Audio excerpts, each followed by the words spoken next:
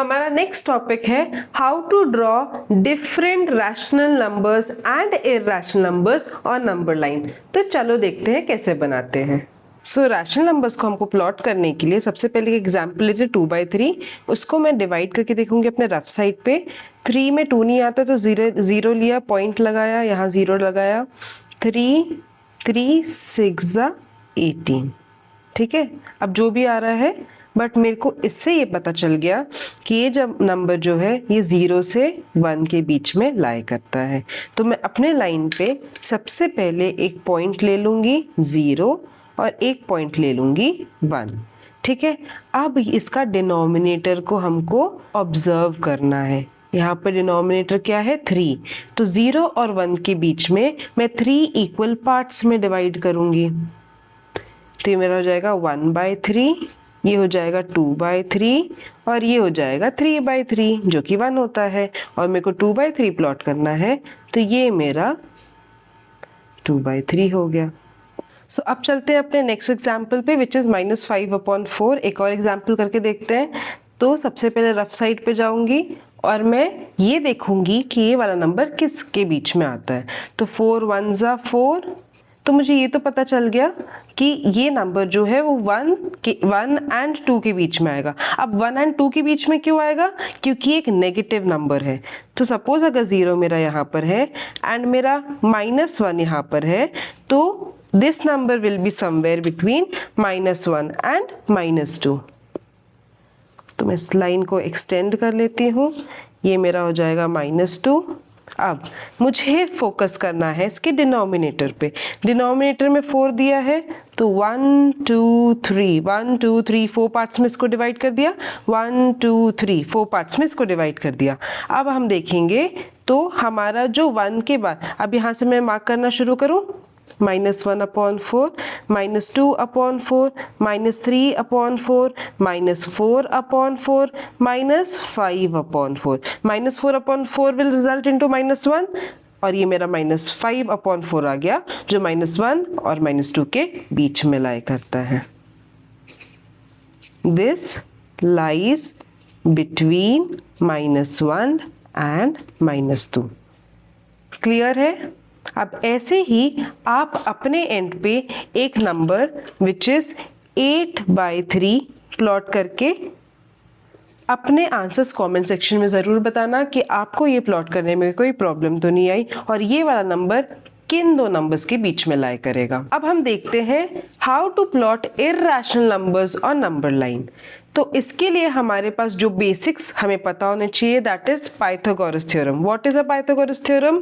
Pythagoras theorem is hypotenuse square is equals to perpendicular square plus base square. और Pythagoras theorem हम right angle triangle पे लगाते हैं। किस पे लगाते हैं? राइट एंगल ट्रायंगल पे। ठीक है, अब पाइथागोरस थ्योरम की हेल्प से ही हम अपने रूट वाले जितने भी इरैशनल नंबर्स हैं उन्हें नंबर लाइन पे प्लॉट कर सकते हैं। तो टू बिगिन विद सबसे पहले √2 देखते हैं। √2 अब कैसे बनेगा, पहले आपको मैं एक पैटर्न दिखाती हूँ, उसके बाद मैं आपको एक्सप्लेन करूँगी कि एग्जैक्टली हो क्या रहा है। तो अब हम इसको समझते हैं। सबसे पहले देखते हैं √2। √2 के लिए क्या किया है मैंने जो बेस लिया है वो लिया है मैंने √1।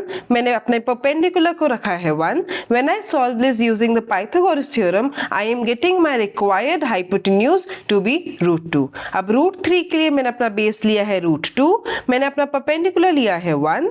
When I put the formula and use these values, मेरे पास कितना आ रहा है हाइपोटेन्यूज? √3। ठीक है, सिमिलरली फॉर √4 क्या किया है मैंने बेस लिया है √3, मैंने परपेंडिकुलर लिया है √1। Putting in the formulas I am getting h as √4 hypotenuse. For √5 again मैंने बेस लिया है √4, परपेंडिकुलर लिया है 1, मैंने I put in the formula I am getting hypotenuse as √5।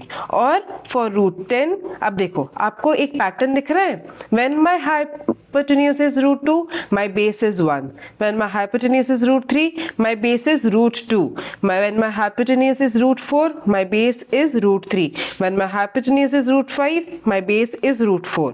तो अब आप बताओ, जब मेरा hypotenuse √10 होगा तो मेरा बेस कितना हो जाएगा? √9।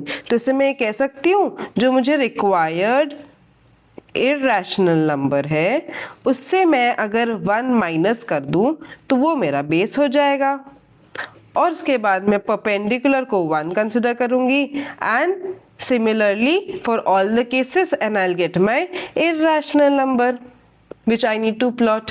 इतना क्लियर हुआ? ये √2 के लिए √1, √3 के लिए √2, √4 के लिए √3, बेस और परपेंडिकुलर मेरा हर केस में 1 है। क्लियर है? अब इसको प्लॉट करना सीखते हैं कि कैसे प्लॉट करते हैं।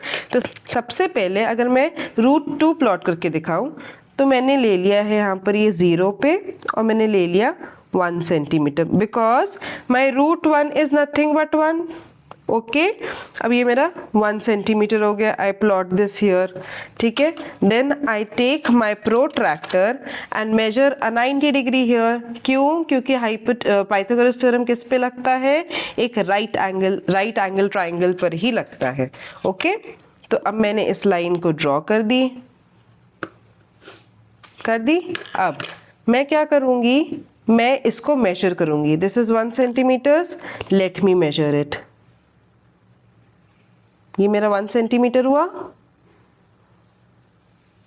इसको मैंने यहाँ पर रखा, मैंने उतना ही यहाँ पर, because this is 1 and this is also 1, ठीक है। मैंने इसको A नेम कर दिया, इसको मैंने B नेम कर दिया and if I join this, ये ऑटोमेटिकली मेरा √2 बन जाता है,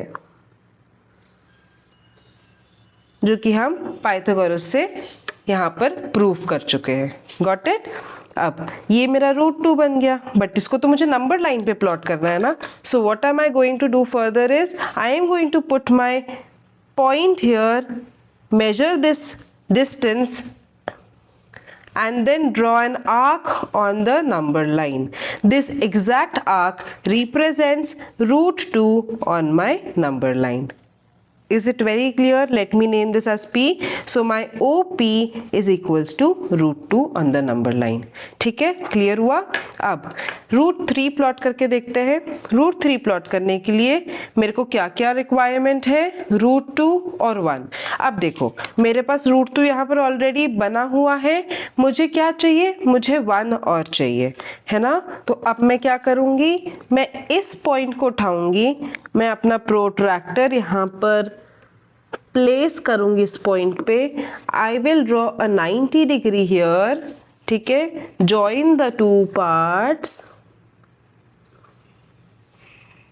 ठीक है।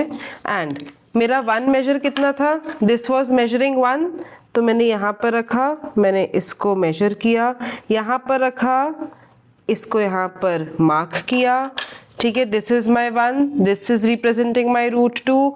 I am joining these points like this and this distance, okay, this distance, you understanding? This distance is now my √3. I am going to mark this on the number line by measuring it with the rounder and marking an arc on the number line, and this point, this specific point Q becomes my √3. Okay, this line is representing √3. Let me name this as R. Okay, OR is my √3. I measured this using a rounder. I marked a point over here and my OQ is representing my √3. Clear हुआ? एक और example करके देखते हैं which is √10. ठीक है, अब √10 क्या कह रहा है? √9 plus 1. अब √9 is nothing but 3.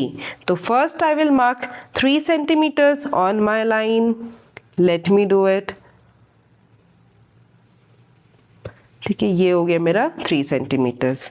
ठीक है, now let me take my protractor, mark 90 degree here and draw a line joining these 2 points. अब क्या करूँगी? Let me measure 1 centimeter here. ये हो गया मेरा 1 centimetre. This is my 3 centimeters. Let me mark it as P. अब automatically मेरा जो ये पॉइंट इस O पॉइंट से ज्वाइन करेगा, let me name it as R, this becomes my √10. Now what is my next step? My next step is to measure it with a rounder and mark that point on my number line. ठीक है, so let me take my rounder, place my rounders pin over here, pencil over here, ठीक है, mark कर दिया। अब इसको मैं यहाँ पर ड्रॉ कर लेती हूँ। This arc, specific arc, which I am naming it as A, is representing my root 10 on my number line. So my root 10 is represented by OA. I hope ये वाला पार्ट आपको बहुत क्लियर हो गया हो। अब आप रूट 5 और रूट 17 एज अ होमवर्क अपनी नोटबुक्स पे ड्रॉ करना। कोई भी क्वेरी हो इन पे आप मुझे कमेंट सेक्शन पे ज़रूर पूछ सकते हो।